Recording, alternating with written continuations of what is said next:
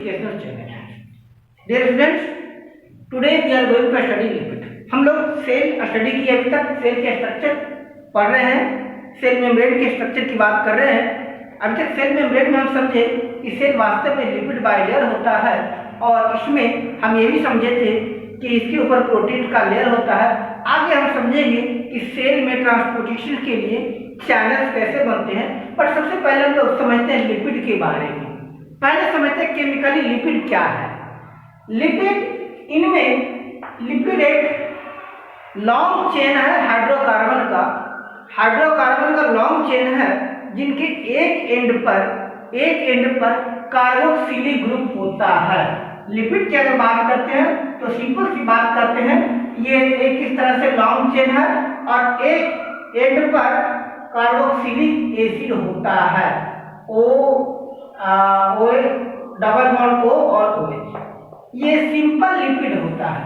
Long chain, ये chain 12 carbon से लेकर 12, 40 से 25 कार्बन चेन तक हो सकता है। इस चेन में 12 to 25 कार्बन हो सकते हैं। अब लिपिड बाइलेयर में, लिपिड के इस लॉन्ग चेन में, हाइड्रोकार्बन चेन में अगर सारा का सारा कार्बन के बीच का जो बॉन्ड अगर सिंगल बॉन्ड है तब तो वो स्ट्रेट जाएगा, यानी वो जो लिपिड बनेगा वो लिपिड स्ट्रेट होगा।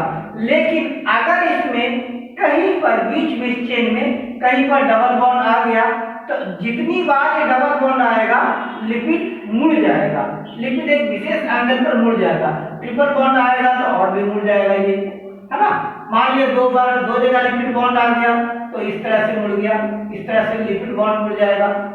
तो इसमें लिपिड बाइलेयर में लिपिड की सबसे बड़ी विशेषता यही होती है। तो ये हम समझे पहले कि ये जो कार्बोक्सिलिक ग्रुप का लॉन्ग चेन होता है, जिनके हाइड्रोकार्बन का लॉन्ग चेन होता है जिनके एक सिरे पर कार्बोक्सिलिक एसिड होता है। सिंपल लिपिड की बात करते हैं तो फैटी एसिड एक सिंपल लिपिड है। फैटी एसिड सिंपल लिपिड है। साथ ही साथ इनको लिपिड और क्लासिफिकेशन की बात करते हैं तो हम लोग लिपिड को 4 ग्रुप में क्लासिफाई किए गए हैं। लिपिड 4 ग्रुप में क्लासिफाई किए हैं। पहला फैटी एसिड, नेक्स्ट ग्लिसरॉल, है ना, फैटी एसिड, नेक्स्ट ग्लिसरॉल, उसके बाद हो गया, उसके बाद नेक्स्ट है monoglyceride acid, non glyceride acid, third group हो गया। फर्स्ट ग्रुप हो गया fatty acid, second glycerol, third non glyceride acid. Non glyceride acid में आता है अस्फिंगोलिपिड, नॉन ग्लिसरॉइड है अस्फिंगोलिपिड। एंड इसके साथ आ गया अस्टेरॉल, वॉक्स। ये 3 मेन नॉन ग्लिसरॉइक लिपिड है, ठीक है। Fatty acid, glycerol, non glyceride fatty acid and last हम कह सकते हैं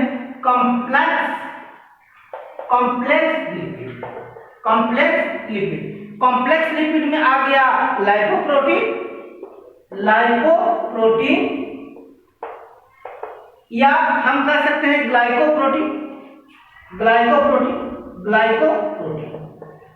तो ये लिपिड के 4 क्लासेस हो गए, fatty acid, glycerol, non glyceride acid and complex acid. Non glyceride acid में क्या क्या आ गया आपके अस्फिंगोलिपिड, अस्टेरॉल, वॉक्स या स्टेरॉइड, वॉक्स। कॉम्प्लेक्स लिपिड में क्या आ गए, लाइपोप्रोटीन, ग्लाइकोप्रोटीन। क्लियर। अब हम समझते हैं लिपिड क्यों पढ़ रहे हैं। तो हमने कि सबसे पहले का लेक्चर के स्टार्ट में कहे कि जो लिपिड है, लिपिड सेल मेम्ब्रेन का मेन कंपोनेंट है। अब करा बेसिक स्ट्रक्चर किस चीज का बना होता है, सेल मेम्ब्रेन का बेसिक स्ट्रक्चर किस चीज का बना होता है। तो सेल का बेसिक स्ट्रक्चर होता है क्या, पहला बोलिए lipid, next glycolipid, then next cholesterol and अस्फिंगोलिपिड स्फिंगोलिपिड, स्फिंगोलिपिड क्या क्या हो गया? लिपिड, ग्लाइकोलिपिड, कोलेस्ट्रॉल, स्फिंगोलिपिड, ये सेल मेम्ब्रेन का बेसिक स्ट्रक्चरल यूनिट है।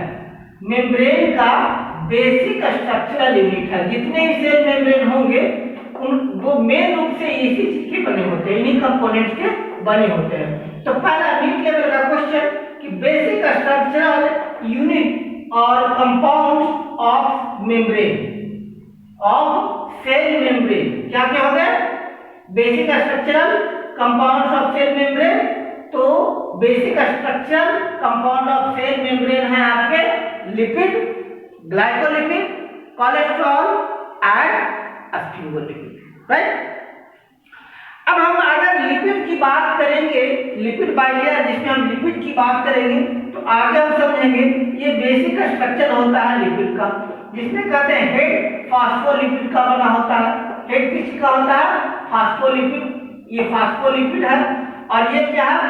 लॉन्ग कार्बन चेन है, ये लॉन्ग कार्बन चेन होता है। अब इसी में यहाँ पर डबल बॉन्ड आ गया, मुड़ गया। आगे समझे कैसे होगा? तो कह रहा फास्फोलिपिड ये एम्फीपैथिक होते हैं। पूरी फास्फोलिपिड की बात करते हैं तो एम्फीपैथिक होते हैं। एम्फीपैथिक का मतलब वैसे कार्बन कंपाउंड जिनमें सेम कंपाउंड में दो अलग अलग प्रॉपर्टी होते हैं। एम्फीपैथिक कंपाउंड वैसे कंपाउंड जिनमें दो प्रॉपर्टी होते हैं, तो कहते हैं फास्फोलिपिड एम्फीपैथिक होते हैं। कैसे? हेड, इनका जो हेड होता है ये हाइड्रोफोबिक होता है। हेड हाइड्रोफोबिक होता है, जबकि टेल टेल हाइड्रोफिलिक होता है। हाइड्रोफिलिक होता है। हेड हाइड्रोफोबिक होता है और टेल हाइड्रोफिलिक होता है। क्लियर? बात क्लियर समझ में आ रही है कि फास्फोलिपिड एम्फीपैथिक नेचर का होता है। फास्फोलिपिड एम्फीपैथिक नेचर का होता है। फास्फोलिपिड का हेड हाइड्रोफोबिक, इसका टेल हाइड्रोफिलिक, राइट। अब कहा क्या? सिंपल ग्लिसरोफॉस्फोलिपिड कौन सा है? यानी ग्लिसरोफॉस्फोलिपिड, यानी इसमें ग्लिसरॉल भी हो और फॉस्फोलिपिड हो, तो वो है phosphatidic acid. Phosphatidic acid simplest glycerolipid है, ध्यान रखिएगा।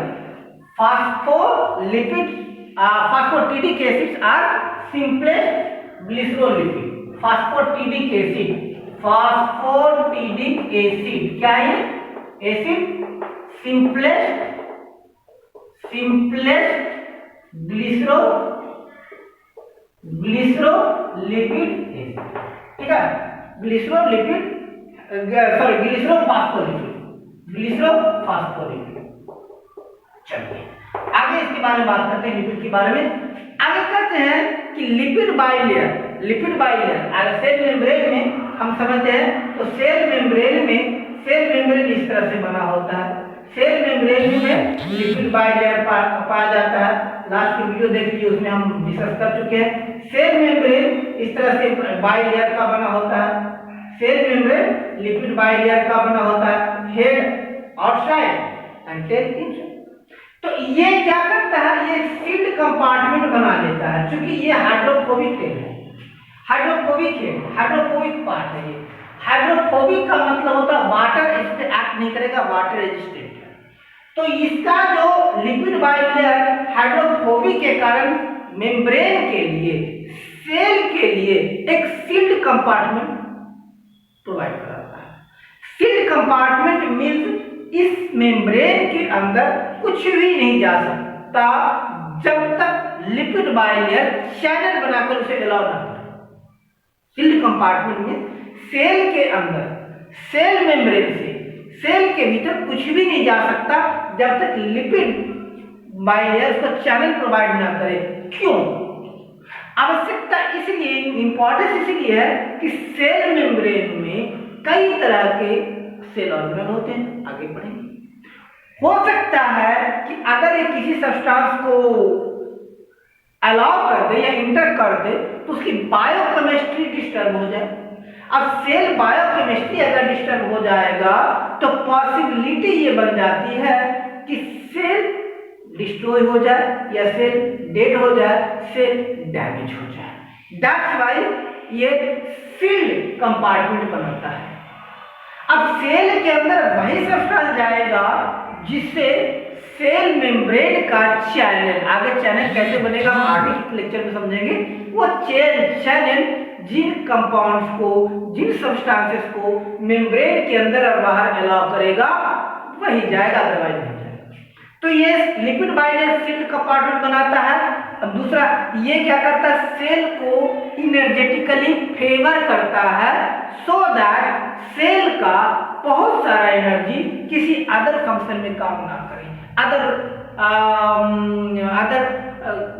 फंक्शन में इन्वॉल्व ना हो जाए। जैसे मान लीजिए थोड़ी देर के लिए मान लीजिए सेल पर नेबल होता। अब कोरोना वायरस की बात कीजिए, आपको पता है कोरोना वायरस का साइज 0.02 माइक्रोन है। कोरोना वायरस का साइज 0.02 माइक्रोन है, बहुत छोटा कंपाउंड ये है। तो पॉसिबिलिटी है कि इससे भी छोटा कोई वायरल बॉडी हो जाए या ऑर्गेनिज्म हो जाए, वो सेल के अंदर एंटर कर जाए। और ये तो कोरोना वायरस चाहता है कि वो सेल के अंदर एंटर करे, सेल की बायोकेमिस्ट्री बिगाड़ दे, अपने जैसा बना ले, उसको हैक कर। दैट्स व्हाई से बचने के लिए सेल क्या करता है, मेम्ब्रेन का तरफ कुछ भी नहीं जाने देंगे, कुछ भी नहीं जाने, nothing can enter inside cell, क्योंकि सेल के अंदर बहुत सारे वाइटल कंपोनेंट्स हैं, बहुत सारे वाइटल सेल ऑर्गेनल्स हैं। अब माइटोकॉन्ड्रिया की बात की, एनर्जी प्रोवाइड कराता है। मान लीजिए कोई माइक्रोन गया और माइटोकॉन्ड्रिया के पास जाकर सारा एनर्जी एब्सॉर्ब कर लिया, अब क्या होगा, सेल को एनर्जी नहीं मिल रहा है, डिस्टर्ब हो जाएगा। दैट्स व्हाई ये कंप्लीटली सील्ड कंपार्टमेंट होता है। अब इनकी विशेषता की बात करते हैं, फीचर्स की बात करें, विशेषताएं क्या क्या है। फीचर्स में कहता है कि सबसे पहले सेल्स की फीचर्स की बात करते हैं। फीचर्स में की बात अगर बात करें तो first feature, it is self assemble organ, self assemble cell organ. इसको असेंबली के लिए बाहर से किसी सब्सटेंस की आवश्यकता नहीं पड़ती है। Self assemble by hydrophobic interaction, hydrophobic interaction. ये सेल्फ असेंबल्ड है, मतलब अगर कोई बनाना है तो ये खुद बनाएंगे हाइड्रोफोबिक इंटरैक्शन के कारण, मॉलिक्यूल लिपिड मॉलिक्यूल पास आते जाएंगे। ये क्लोज पैकिंग प्रोवाइड कराते हैं, ये खुद एक क्लोज पैकिंग है, मींस सेल मेम्ब्रेन के अंदर लिपिड बाइलेयर में कोई और सब्सटेंसेस नहीं आ जा सकते जब तक कि कोई विशेष चैनल ना बने या कोई specific component water membrane loving component lipid bilayer loving component ability to fuse and extend. ये सेल मेम्ब्रेन को फ्यूज यानी जुड़ने और एक्सटेंड करने में हेल्प करता है, एक्सटेंशन में भी हेल्प करता है और फ्यूजन में भी हेल्प करता है। दो मेम्ब्रेन कैसे फ्यूज हो जाएंगे, मेम्ब्रेन आपका साइज कैसे बढ़ाएगा। अब इसका उपयोग कहाँ होता है, चाहे एक्सोसाइटोसिस की बात कीजिए, एक्सोसाइटोसिस में साइटोप्लाज्म बाहर निकलना, एक्सोसाइटोसिस मेम्ब्रेन से साइटोप्लाज्म बाहर निकलना, इंडोसाइटोसिस मेम्ब्रेन के अंदर यानी सेल के अंदर कोई सब्सटेंस आना। ये फ्यूजन और एक्सटेंशन का ही रोल है, क्योंकि सेल मेम्ब्रेन में फ्यूज करने और एक्सटेंड करने की एबिलिटी है, कॉन्ट्रैक्ट और एक्सट्रैक्ट करने की एक्सटेंड करने की एबिलिटी है। That's why endocytosis exocytosis, endocytosis substance बाहर निकालना, एक्सोसाइटोसिस कोई सब्सटेंस अंदर लेना, इसकी भी एबिलिटी है। साथ ही साथ ये जाइगोट फॉर्मेशन में भी हेल्प करता है। जाइगोट फॉर्मेशन में हम लोग क्या समझिए क्या जानते हैं, ओवम है, स्पर्म न्यूक्लियाई है ना। अब क्या करेगा, ये स्पर्म न्यूक्लियाई ओवम के अंदर इंटर करना है, तो इंटर करना है तो क्या होगा, यहाँ पर का जो मेम्ब्रेन पहले रप्चर करेगा, अंदर की ओर आएगा जी, ये फ्यूजन होगा। उसके बाद क्या होगा, ये स्पर्म के ये ओवम का जो मेम्ब्रेन है, ओवम का मेम्ब्रेन स्पर्म के न्यूक्लियाई के आसपास एक्सटेंड हो जाएगा। एक बार फिर समझिए, ये ओवम है और ये स्पर्म आया, ये स्पर्म आ गया, ये माइटोकॉन्ड्रिया है, ठीक है। अब क्या हुआ कि जैसे ही स्पर्म कॉन्ट्रैक्ट में आया, जैसे स्पर्म कॉन्ट्रैक्ट में आया, स्पर्म की इनकी बात में फ्यूजन की बात हम करेंगे रिप्रोडक्शन में, ठीक है। तो अब क्या होगा, सेल मेम्ब्रेन यहाँ से फ्यूजअप हो गया, यानी मिल गया, जुड़ गया इसमें, और इसके बाद अब ये मेम्ब्रेन इस तरह से ये एक्सटेंड करके इसको चारों तरफ से घेर लिया और यहाँ से रप्चर हो गया। ये देखिए, ये फ्यूजअप हो गया और अब यहाँ से रप्चर हो गया। रप्चर होने के बाद इसका जो न्यूक्लियाई है ओवम के अंदर चला गया। ओवम के अंदर के बाद अब ये फिर से फ्यूज हो गया, अब ये दोनों न्यूक्लियाई अंदर हो गया। इस तरह से जाइगोट बन गया। तो जाइगोट फॉर्मेशन में जो प्रॉपर्टी यूज हुआ वो गया cell assembly and extension property, right. अब इसके साथ साथ सेल डिवीजन की बात करते हैं। सेल डिवीजन में भी इसका अहम रोल होता है। सेल डिवीजन में काफी इंपॉर्टेंट रोल होता है। मान लिया कि जब इसके पहले न्यूक्लियाई डिवाइड हुआ, अदर वाइटल ऑर्गन डिवाइड हुआ, टू पोल्स में के ऊपर जाकर के वो डिस्ट्रीब्यूट हो गए, है ना, टू पोल्स पर चले गए। तो टू पोल्स पर जाने के बाद क्या हो गया, इनके जो मेम्ब्रेन्स है आपस में फ्यूजअप हो गए, क्लियर। अब आगे अगर हम बात करते हैं कि मान लीजिए हमें इस मेम्ब्रेन को डिस्टर्ब करना है, सेल के अंदर हम स्टडी कैसे करेंगे? हम कहाँ से देखेंगे कि माइटोकॉन्ड्रिया कैसा होता है या न्यूक्लियस, तो ठीक है, तो बड़ा है, और बहुत सारे एंडोप्लाज्मिक रेटिकुलम कहाँ से देखेंगे, राइबोसोम्स कहाँ से देखेंगे कि राइबोसोम एंडोप्लाज्मिक रेटिकुलम पर है भी या नहीं है, कैसे देखेंगे? तो हमको इसके लिए क्या करना होगा, मेम्ब्रेन को आइसोलेट करना होगा, मेम्ब्रेन को तोड़ना होगा। इसकी मेम्ब्रेन को आइसोलेट किया, मेम्ब्रेन को डिस्टर्ब किया, नष्ट किया, उसके बाद उसको स्टडी किया। तो उसके लिए जो सिंपलेस्ट कंपाउंड सब्सटेंस यूज होता है वो होता है डिटर्जेंट। जो सिंपलेस्ट सब्सटेंस होता है डिटर्जेंट। अब देखिए हेल्थ के लिए भी ये कितना हानिकारक है डिटर्जेंट। क्या डिटर्जेंट की पॉसिबिलिटी है कि उसके संपर्क में जो सेल आएगा, हमारे बॉडी के ऊपर का जो सेल आएगा, पॉसिबिलिटी है वो उसको आइसोलेट कर दे। उसके साथ ही सोडियम डो डिसाइल सल्फेट, क्या नाम है, sodium dough decile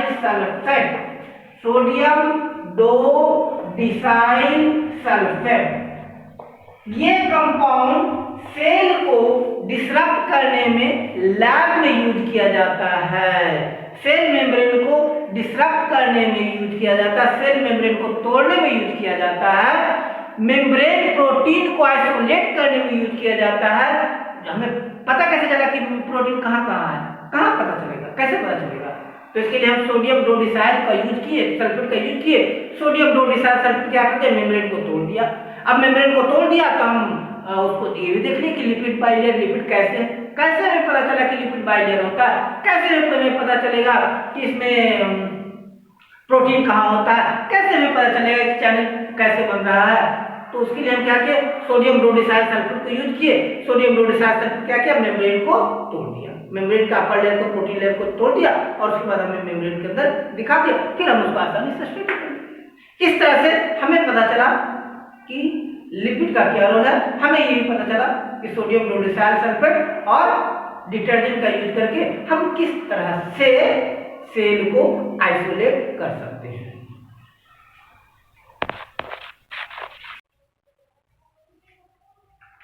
let us study about glycolipid, right. अभी हम लिपिड समझ रहे थे, अब समझते हैं ग्लाइकोलिपिड क्या है, राइट। हम लोग ग्लाइकोलिपिड की बात करते हैं।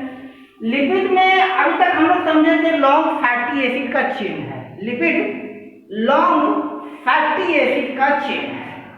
अब इसमें कह रहा है कि यदि लिपिड के फैटी एसिड चेन में कार्बोहाइड्रेट यानी ग्लूकोज मिला दिया जाए, ऐड हो जाए, वैसा कार्बनिक ऑर्गेनिक कंपाउंड जिनका component carbohydrate means glucose plus lipid है, तो ये बन जाएगा ग्लाइकोलिपिड। हम समझ सकते हैं कि glycolipid is carbohydrate attached with lipid chain with the help of beta glycosidic bond, है ना। बीटा ग्लाइकोसिडिक बॉन्ड की मदद से, बीटा ग्लाइकोसिडिक बॉन्ड की हेल्प से अगर लिपिड और ग्लूकोज आपस में जुड़ जाए तो बन जाएगा ग्लाइकोलिपिड। फर्स्ट पॉइंट याद रखिएगा कि glycolipid is compound of carbohydrates and glucose using beta glycosidic bond. Glycolipid पहले पाया कहा जाता है, आगे बात करें उससे पहले। Glycolipid extra cellular phase eukaryotes के, जितने भी यूकैरियोट्स होते हैं, प्रोकैरियोटिक तो प्रिमिटिव हो गए, जो पुराने फर्स्ट टाइम में जो ऑरिजिनेट हुए थे, इनिशियली जो सेल ऑरिजिनेट हुए थे वो प्रोकैरियोट थे, और हम लोग की बॉडी में जो पाए जाते हैं वो यूकैरियोटिक सेल्स हैं। तो यूकैरियोटिक ऑर्गेनिज्म के सेल के एक्स्ट्रा सेलुलर फेस पर, यानी फेस के बाहर वाले हिस्से पर ग्लाइकोलिपिड पाया जाता है। ये क्या है? ये क्या है? It is derivatives of carbohydrates and lipid. ठीक है, बीटा ग्लाइकोसिडिक से एसिडिक बॉन्ड से जुड़ा रहता है। ग्लाइकोसिड्स आर स्फिंगोसाइड डेरिवेटिव, ये स्फिंगोसाइड का डेरिवेटिव है। ग्लाइकोलिपिड स्फिंगोसाइड का डेरिवेटिव है। ये हाइड्रो दो रीजन बनाता है, एक हाइड्रोक्लोरिक रीजन बनाता है, मेनली हाइड्रोफोबिक रीजन बनाता है। ये रीजन हाइड्रोफोबिक रीजन हो जाता है इसका। Hydrophobic means water repellent containing two long hydrocarbon chain, इसमें दो लंबे हाइड्रोकार्बन चेन होंगे ना। अगर लिपिड की बात करते हैं, ग्लाइकोलिपिड की बात करते हैं, तो ग्लाइकोलिपिड सबसे पहले ये लिपिड प्लस ग्लूकोज है। ठीक है, दो लॉन्ग हाइड्रोकार्बन चेन बनाएंगे, साथ ही साथ इनमें क्या होगा? कार्बोहाइड्रेट होगा, और इनका जो हेड होगा यानी ये चेन होगा, ये हाइड्रोफोबिक चेन होगा, हाइड्रोफोबिक बनेगा इसका, राइट। इसकी फंक्शंस की अगर बात करते हैं तो glycolipid maintain stability of cell membrane, cell membrane stable हो, सेल मेम्ब्रेन रप्चर ना करे, किसी तरह डिजेनरेशन ना हो, ये मेंटेन कौन करेगा? Glycolipid, right. ग्लाइकोलिपिड का मेन फंक्शन है सेल मेम्ब्रेन को क्या करना? स्टेबल करना। It also facilitate cell to cell interaction. तो पहला फंक्शन क्या हो गया? To maintain stability of cell membrane, stability of cell membrane. First cell membrane को स्टेबिलिटी प्रोवाइड करेगा। Second, to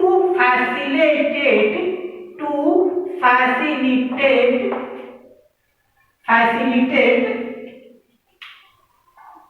cell to cell interaction, cell to cell interaction.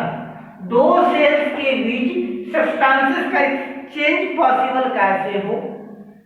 दो cells के बीच सब्सटेंसेस का एक्सचेंज कैसे पॉसिबल हो? टिश्यू बनता है ना, तो टिश्यू में क्या होता है? आवश्यक होता है ना कि एक सेल से दूसरे सेल्स के बीच, या जैसे न्यूरोमस्कुलर जंक्शन की बात करते हैं, जहां पर नर्व सेल्स मसल्स में जहां पर नर्व सेल अटैच हुआ तो दो अलग अलग सेल हो, दोनों सेल्स के बीच मैसेज का इंटरैक्शन कैसे होगा? मैसेज का इंटरैक्शन कैसे होगा? मतलब पैर को कैसे पता चलेगा कि वहां पर कि मसल सेल को कॉन्ट्रैक्ट करना है कि रिलैक्स करना है, कॉन्ट्रैक्ट करना है कि मूवमेंट कैसे पॉसिबल है? अगर ये हो रहा है इसका मतलब ये जो सेल्स होगा ना, ये यहाँ पर कई मसल है ना, आर्म मसल, ये अगर कॉन्ट्रैक्ट होगा तो हाथ अंदर को खिंचाएगा, रिलैक्स हो गया बाहर। तो कॉन्ट्रैक्शन और रिलैक्सेशन कहीं तो मैसेज आएगा, तो उस मैसेज को एक सेल से दूसरे सेल में, सेकंड से थर्ड से फोर्थ से, ये सारा का सारा कौन प्रोवाइड करेगा? Glycolipid. Receptor for virus and other pathogen, मैंने बात किया था कि अगर एक सेल को किसी भी तरह से मैसेज मिल गया कि वायरल अटैक हो गया, फंगल अटैक हो गया, बैक्टीरियल अटैक हो गया, सारे सेल को मैसेज चला जाएगा गॉट रेडी। अब ये कैसे पॉसिबल है? मेम्ब्रेन में क्या करेगा? ग्लाइकोलिपिड रिएक्ट करेगा, वो मैसेज सेंड करेगा एक सेल से दूसरे सेल तक, दूसरे से तीसरे सेल तक, वायरस और अदर पैथोजन। लाइपोपॉलीसेक्राइड, ग्लाइकोलिपिड, ये दोनों ग्राम पॉजिटिव बैक्टीरिया में पाए जाते हैं। ग्लाइकोलिपिड, लाइपोपॉलीसेक्राइड, ग्राम पॉजिटिव बैक्टीरिया की पहचान कैसे होगी? तो उसमें कहते हैं लाइपोपॉलीसेक्राइड, ये इंपॉर्टेंट है, याद रखिएगा। Lipopolysaccharide is glycolipid found in gram positive bacteria, gram positive bacteria. आगे हम ये सब चीजें समझने का प्रयास करेंगे कि जैसे ब्लड ग्रुप की बात होती है तो ब्लड ग्रुप में कहते हैं पॉजिटिव ग्रुप है, ओ पॉजिटिव है, ओ नेगेटिव है, बी पॉजिटिव है, बी नेगेटिव है, ए पॉजिटिव है, ए नेगेटिव। क्या है ये सब? ए क्या है, बी क्या है, ओ क्या है, क्या है ये ब्लड ग्रुपिंग? क्या ए बी ओ बी है ना, ओ ए बी, पॉजिटिव नेगेटिव, सारी चीजें समझने का प्रयास करेंगे। अभी समझते हैं ग्राम पॉजिटिव ग्राम नेगेटिव, यानी कि लाइपोपॉलीसेक्राइड अगर किसी बैक्टीरिया पाया जाएगा वो समझे ग्राम पॉजिटिव है, ग्राम अस्टेन से वो अस्टेन कर लेगा, वो कलरफुल होगा, glycoprotein and glycolipid signalling cell attachment and regulating immune system. Cell attachment में कौन हेल्प करेगा? बहुत से ऐसे यूनिसेलुलर ऑर्गेनिज्म है ना, जैसे कोई भी बैक्टीरिया आया, वायरस के बारे में एक बड़ा इंटरेस्टिंग फैक्ट आपको पता होगा, फिर भी मैं बात कर लो। वायरस के बारे में क्या पता है? वायरस एक ऐसा ऑर्गेनिज्म है जो लिविंग भी और डेड भी। वायरस 5000 साल से 10,000 साल तक जिंदा रह सकता है। कोई भी कंडीशन हो जाए, कितना भी अनफेवरेबल कंडीशन हो जाए, बहुत ऐसे वायरस जिनको खोला दिए कितनों स्टरलाइजेशन नहीं होता, लोग कहते हैं ना स्टरलाइजेशन। कुछ वायरस ऐसे जिनकी स्टरलाइजेशन पॉसिबल ही नहीं है, क्योंकि अनफेवरेबल कंडीशन में वायरस अपने बॉडी के चारों तरफ बहुत ही स्ट्रॉन्ग सिस्ट बना देते हैं और अपनी सारी बायोलॉजिकल एक्टिविटीज को वो ब्लॉक करते हैं। अब इनके बॉडी पर ग्लाइकोप्रोटीन होता है। जैसे ही वो वायरस किसी लिविंग बॉडी के कांटेक्ट में आएगा, ग्लाइकोलिपिड मैसेज दिया, और जैसे ही मैसेज गया उसके अंदर की फंक्शनिंग प्रोसेसिंग शुरू हो गई और वो वायरस जिंदा हो गया। लोग कहते हैं ना कोरोना वायरस नया वायरस नहीं। हाँ, पॉसिबिलिटी इसलिए इतना डेडली इसलिए है, इसको जेनेटिकली मॉडिफाई किया, जेनेटिक इंजीनियरिंग के द्वारा इनको मॉडिफाई कर दिया गया। मतलब एक होता है ना वो मिसाइल, पहले कुछ और थे, बम पहले हल्के फुल्के बम हुआ करते थे, आज क्या क्या बम की बात हो गई है। आज अगर हम बात करते हैं एटम बम की बात हो रही है, आज की डेट में फ्यूजन की बम की बात हो, आज की डेट में और बहुत सारे विध्वंसक हो रहे हैं। मिसाइल की अगर बात करते हैं तो देखिए काफी सारे मारक क्षमता बढ़ा रही है, उसको कल्चर करके उनकी डेडली उसको बढ़ा दिया गया, प्रोटीन को कर दिया गया। बट ये पहले भी था कोरोना वायरस। अब ये कोरोना वायरस क्या है, अगर इसको फेवरेबल कंडीशन नहीं मिलेगा, इनएक्टिव। लोग कहते हैं मरेगा नहीं, वो इनएक्टिव हो गया। अब कहेंगे तो इनएक्टिव हो जाएगा तो इसका मतलब इसकी पॉसिबिलिटी है कि वो फिर कभी जिंदा हो जाए, उसको फेवरेबल कंडीशन में। अब ये तो बात हो रही है कि अब तो रिसर्च का पॉइंट है ना कि वो वायरस हमारे बॉडी से बाहर निकल जाएगा, ये रहे, चूंकि वायरस मेनली लंग्स में रहता है, रेस्पिरेशन में, तो पॉसिबिलिटी है कि वो मर जाएगा तो अपना बॉडी इम्यून सिस्टम है वो हवा के द्वारा बाहर आ जाएगा। लेकिन उसको अगर उस वायरस को फेवरेबल कंडीशन नहीं मिलेगा तो इसमें ये सिग्नलिंग प्लस उनकी इम्यून सिस्टम की रेगुलेटिंग में कौन हेल्प करेगा? ग्लाइकोलिपिड। उनका ग्लाइकोलिपिड ऐसे अगर एंटीवायरस दवा आ गया तो उनका इम्यून सिस्टम क्या हो गया? वीक हो गया। अब इम्यून सिस्टम वीक हो गया तो क्या हो गया? इम्यून सिस्टम वीक हो गया, डेड के आसपास चला गया। पॉसिबल यही होगा इम्यून सिस्टम वीक हो गया, है ना, इम्यून सिस्टम वीक हो गया, इम्यून सिस्टम वीक होने का क्या हो गया, सेल अटैचमेंट, यानी बॉडी के जिस सेल से वो अटैच है उनकी अटैचमेंट वीक हो गई और फिर आराम से बाहर निकल गया। इसी ये तो फंक्शन है एंटीवायरल दवा का। एंटीवायरल में क्या है, वायरस मरता नहीं है, लोग कहते हैं वायरस मर जाता है, वायरस मरता नहीं है। वायरस को जैसे ही अनफेवरेबल कंडीशन मिलेगा वो इनएक्टिव हो जाएगा, और इनएक्टिव होने के बाद जब इनएक्टिव हो गया तो उसका जो सेल अटैचमेंट है ना, बॉडी के सेल के जिस पास अटैच हुआ वो अटैचमेंट खत्म हो गया, छूट गया, वहां से बाहर निकल गया। तो इसमें मेन रोल, चाहे सेल अटैचमेंट की बात हो, इम्यून सिस्टम रेगुलेशन की बात हो, सिग्नलिंग की बात हो, हर सेल के लिए इसमें मेन रोल प्ले कौन करेगा, ग्लाइकोलिपिड, जिसका मोलिकुलर फार्मूला है C17H28O। C17H28O, मोलिकुलर मास 248.41 ग्राम। इसमें कार्बन के 17 मॉलिक्यूल होते हैं, right. Cholesterol animal cell membrane का मोस्ट अबंडेंट कंपोनेंट है। कोलेस्ट्रॉल जो एस्टेरॉल का एक होता है, आगे समझेंगे। Cholesterol is main component of animal cell membrane, not animal cell, animal cell membrane,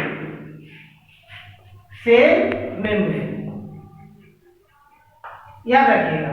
cholesterol animal cell membrane का मोस्ट कंपोनेंट है।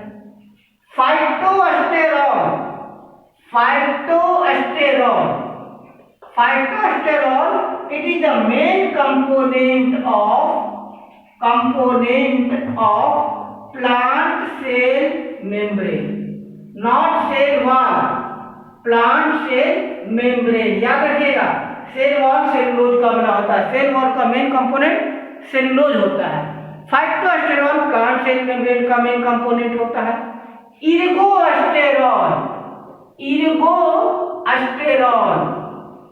main component of, it is the main component of prokaryotic cell, not eukaryotic cell, याद रखिएगा। Prokaryotic primitive. Cholesterol animal cell membrane का main component है।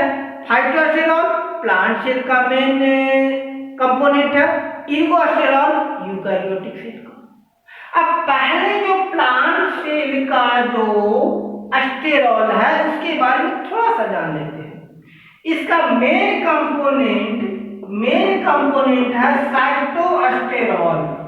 Plant cell का main component है साइटोस्टेरॉल, 64% साइटोस्टेरॉल पाया जाता है। 11% पाया जाता है 224 methyl cholesterol, 24 methyl cholesterol, 24 methyl cholesterol, right. 6% अस्टिग्मा अस्टेरॉल, 6% अस्टिग्मा अस्टेरॉल। ये सब चीजें जब आप मेडिकल कॉलेज में जाइएगा तो वहां भी पढ़ने को मिलेगा। और जिस तरह से लेवल बढ़ रहा है, मैं तो बार बार बता रहा हूँ, क्योंकि इस बार नीट एग्जाम में 720 आउट ऑफ 720 बहुत सारे बच्चे लाए हैं, तो थोड़ा सा वो भी आपकी ब्रेन को जांचने का प्रयास करेंगे, आपकी इंफॉर्मेशन को जांचने का प्रयास करेंगे कि आप कहाँ तक सोच सकते हैं। सिंस ऐसा होता है, एक जनरल सी चीज होती है, आप देखे होंगे कि अगर हमारे पास बहुत सारे रिसोर्सेज अवेलेबल हैं, जैसे मैं इंस्टीट्यूट चला रहा हूँ, ठीक है, आकाश ट्यूटोरियल में इंस्टीट्यूट चल रहा है, ठीक है, मेरे पास बहुत सारे क्वालिफाइड हमें फैकल्टी की आवश्यकता होती है। अब फैकल्टी के लिए बहुत सारे एप्लीकेशन मेरे पास है, ठीक है, बहुत सारे एप्लीकेशन है। मैंने इंटरव्यू लिया, तो इंटरव्यू में क्या सिलेक्ट करूँगा, जिनके पास ज़्यादा इन-डेप्थ नॉलेज हो, जो बच्चों को आसानी से समझा सके। प्रायोरिटी दूंगा मैं इंफॉर्मेशन की, पढ़ाने के तरीके बताए जा सकते हैं कि हाँ जी सर थोड़ा सा इसको ये कीजिए, थोड़ा सा ये कीजिए, क्योंकि हर टीचर होता है, अपनी एबिलिटी होती है। मैं ये देखूँ ना पहले कि में क्या क्वालिफिकेशन है। आज के डेट में सिलेक्शन का फर्स्ट क्राइटेरिया होता है क्या, इंटरव्यू के लिए किसको कॉल करते हैं, हाई क्वालिफाइड को। अगर हाई स्कूल की टीचर जिनके लिए ग्रेजुएशन काफ़ी होता है, बीए बीएड या बीएससी बीएड, ठीक है, लेकिन अगर हाई स्कूल के टीचर में +2 या 10th क्लास के टीचर 10th क्लास के लिए कहते हैं, स्कूल 10th क्लास लेवल तक है, वहाँ के टीचर की सिलेक्शन की बात होगी। और अगर वहाँ एक एप्लीकेंट आ गया जिन्होंने पीएचडी कर रखा है, प्रायोरिटी पीएचडी वाले को दे देंगे वो। क्यों? He has information, he has knowledge, और वो नॉलेज को यूज करेंगे। दैट्स वाई सेम चीज यहाँ ये होता है। आप जितना ज्यादा इनडेप्थ नॉलेज रखेंगे, नहीं पता है कि हाँ जी चलो इसके लिए पता है, तो सिलेक्शन में भी देखें कि हाँ भाई मेडिकल कॉलेज में पढ़ाने में सुविधा होगी, मेडिकल कॉलेज में पढ़ाने में भी सुविधा होगी, ठीक है, क्योंकि वहाँ एट द एंड आपको एक अच्छा डॉक्टर बनाना है, और अच्छे डॉक्टर के लिए एक अच्छा सा फाउंडेशन आप अभी से तैयार कीजिए। याद रखिएगा, प्लांट के स्टेरॉल में 64% क्या होता है? फाइटोस्टेरॉल, सॉरी क्या होता है? साइटोस्टेरॉल। 11% 2,4 मेथिलस्टेरॉल, 6% स्टिग्मास्टेरॉल, राइट। उसके बाद आ गया 3% आइसोफ्यूरोस्टेरॉल और 2% इर्गोस्टेरॉल। क्या? 2% इर्गोस्टेरॉल। अब ये याद रखिए, सबसे ज्यादा क्या होता है? साइटोस्टेरॉल। सबसे कम क्या है? इर्गोस्टेरॉल। कहाँ पाया जाता है? प्लांट क्षेत्र में, राइट। और इर्गोस्टेरॉल कहाँ पाया जाता है? इर्गोस्टेरॉल प्रोकैरियोटिक का मेन कंपोनेंट है, मेन कॉन्स्टिट्यूएंट, राइट। अब इसकी चार्ट की बात करते हैं। क्या कि कहता है sterol are negatively charge with neutral pH. Sterol neutral charge का होता है, जिसका पीएच न्यूट्रल चार्ज होता है और पीएच भी न्यूट्रल होता है, means 7। Sterol non polar molecule है, क्योंकि अभी मैंने कहा न्यूट्रल चार्ज है। न्यूट्रल मींस कोई पोल नहीं बनेगा। चार्ज तब बनेगा ना जब उसमें कोई चार्ज तब बनेगा ना जब इलेक्ट्रॉन गेन या करेगा। पोल तब तो बनेगा ना जब उसमें चार्ज होगा, मींस इलेक्ट्रॉन गेन या लूज करेगा। अब चूंकि ये नॉन पोलर है तो न्यूट्रल चार्ज है। इसमें लॉन्ग फैटी एसिड नहीं पाई जाती है और हमेशा ये 4 रिंग स्ट्रक्चर होता है। स्टेरॉल 4 रिंग स्ट्रक्चर होता है। स्टेरॉल के स्ट्रक्चर की अगर हम बात करें, स्टेरॉल कुछ इस टाइप का स्ट्रक्चर होगा स्टेरॉल की, है ना। 4 रिंग स्ट्रक्चर की बात करेंगे, ठीक है।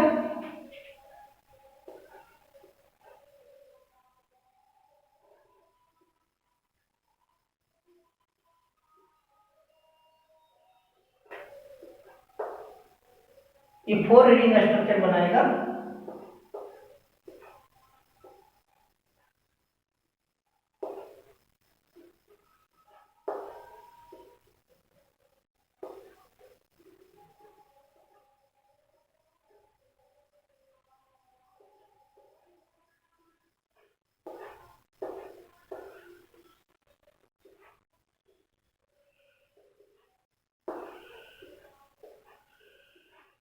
इस तरह से 4 रिंग स्ट्रक्चर बनाएगा ये, ठीक है। अब इस इन पर ये हमेशा 4 रिंग पर है।